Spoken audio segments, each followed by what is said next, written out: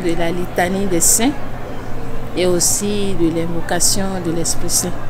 Je me suis sentie emportée dans les bras du Seigneur à qui j'ai voué toute ma vie et au service de qui je me suis engagée définitivement.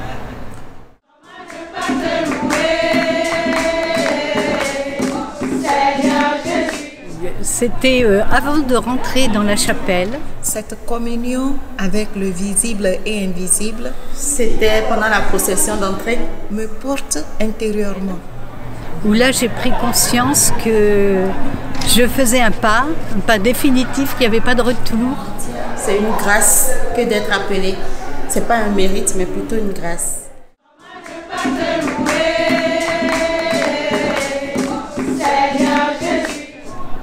Vous êtes confirmés à la suite du Christ dans cet engagement définitif qu'on fait, c'est-à-dire lui appartenir toute notre vie, tout quitter et vivre avec le Christ toute notre vie.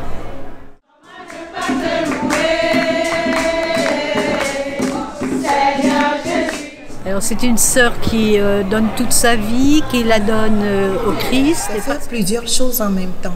Voilà, servir le pauvre, enfin le Christ en la personne des pauvres. J'essaye de m'adapter aux malades.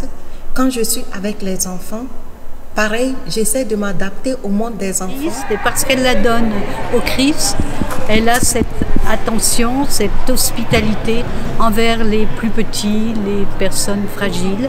C'est le Christ que je vais servir à travers ces personnes fragiles vers qui il m'envoie.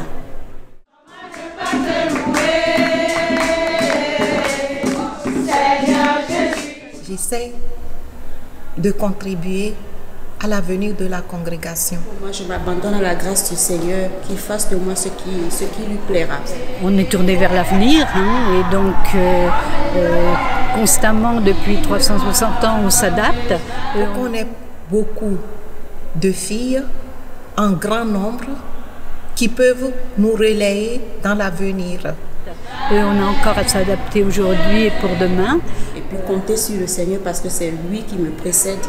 Pour répandre la bonne nouvelle et la joie, comme vous entendez.